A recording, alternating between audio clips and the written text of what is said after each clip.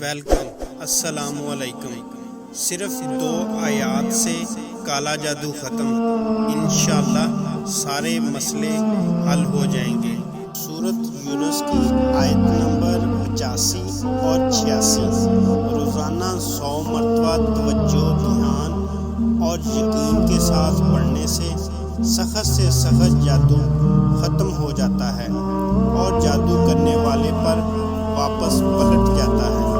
जब तक जादू टूट ना जाए इस अमल को करते रहें। अगर ज़िंदगी का मामूल बना लें तो हमेशा जादू से महफूज रहेंगे। इसके साथ घर में हर वक्त सूरत बकरा की तिलावत हल्की आवाज़ में लगाने से हर तरह के जादू के असरात ख़त्म हो जाते हैं और घर में खैर व बरकत और सुकून आता है।